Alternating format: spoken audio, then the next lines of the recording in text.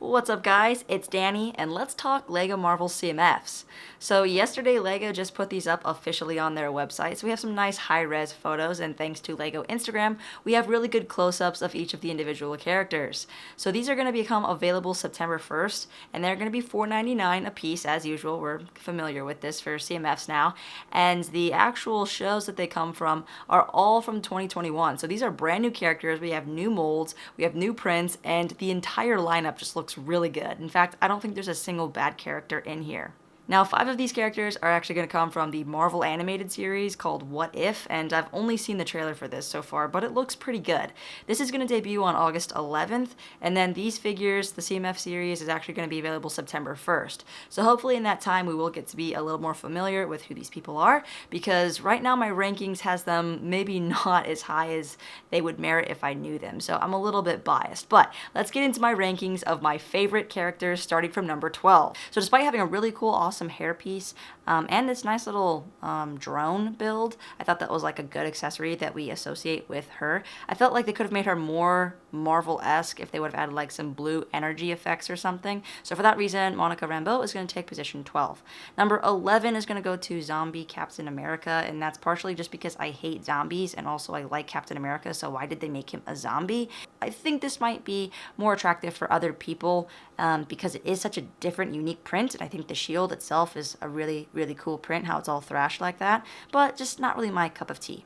Number 10 is Zombie Hunter Spidey, and I'm also not really that big of a Spider-Man fan, but again, not really much of a zombie person. I do like how they use the classic blue and red for Spider-Man here, and he does have the really cool Doctor Strange Cloak of Invisibility, but other than that, it's not really that unique. They just threw in kind of a web and called it good. Number 9, Gamora with Thanos Dagger.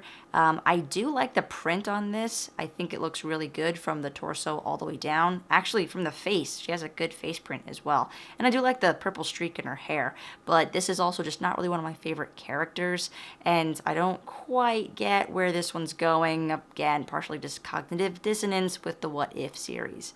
Number 8 is Sylvie, and I originally had her ranked a little bit higher, but after just looking at her for a while, I found it to be just a little bit too plain.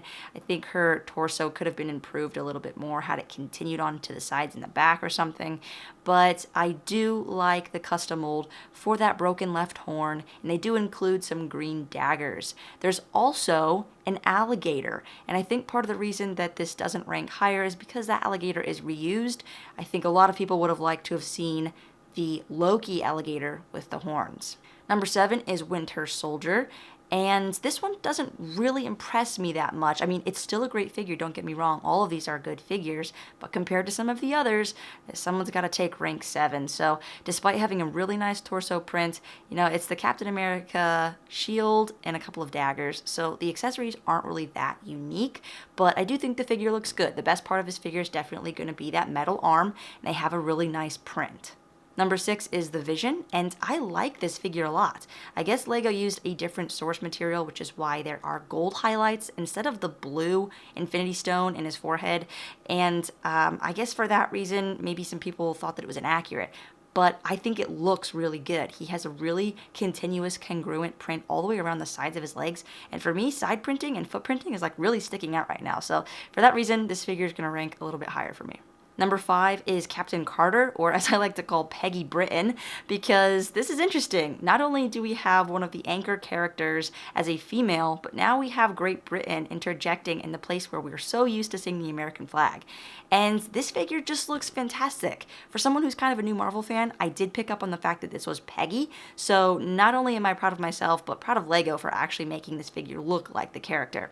That hairpiece was a really good choice, and this is a new shield, and then the whole entire print on this figure just looks really top notch, so I really do like this, and I think she's growing on me more and more.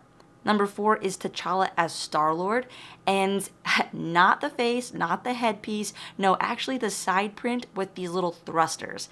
is what puts this as number 4 out of the 12. And I've never seen these little thrusters printed onto the side. It's a minuscule detail that I thought was so cool, I had to put it up here. But on top of that, we get T'Challa's face. We've never seen his face before. He's always been wearing the Black Panther head for the minifigure, and he also has the classic Star-Lord pistols, gun. Comment below what these are called. I don't know, and I'm sure some people out there do. Anyways, custom molded helmet here. Looks really neat, like his hair is sticking off the top, and this is a great looking figure. Number 3, and this might take a little bit of bias here because I loved the show Loki. So I'm super stoked to be getting one of these figures, and the TVA mug kind of just stole me away. This looks great.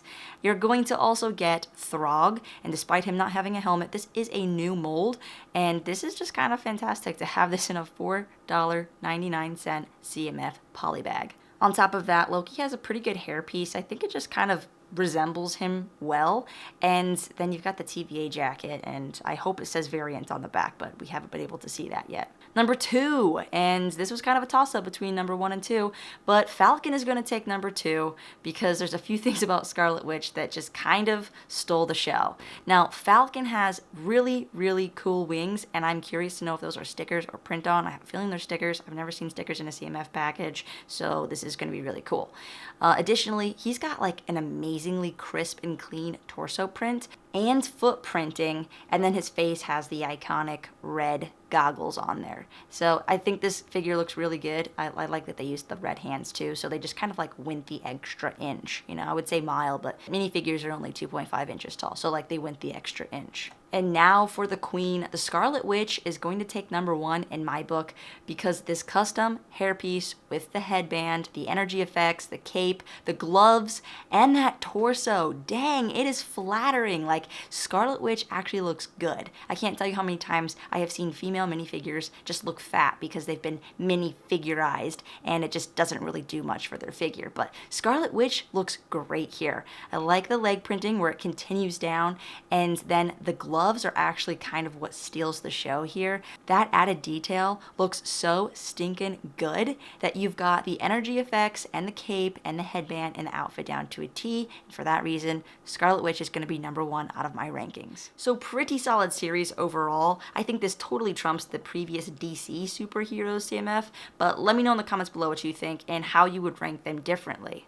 Also, I noticed a really big shift that like our flagship hero being like Captain America is a female, and now Great Britain is taking that position where we're so used to seeing the American flag. So I feel like there's a bit of a shift there, and just a lot of female representation for a lot of different heroes. So it doesn't really take your eye and say, oh, these are like your two main heroes, but it kind of levels it out to all of these figures being really good, and I think that's why they can all stand a chance. It's not like you just have 2 main figures like Iron Man and Captain America and then sidekicks, but they all really feel like pretty strongly developed characters. So Marvel's done a really good job of getting all of these shows out, and LEGO has followed that by having this releasing at such a primo time. Like, seriously, I would never have considered purchasing LEGO Marvel CMF characters in the past, but because of these shows recently and because of all the merchandising following it, I'm a buyer. So let me know in the comments below. Don't forget to like the video and subscribe if you haven't already. Thanks for watching, and until next time.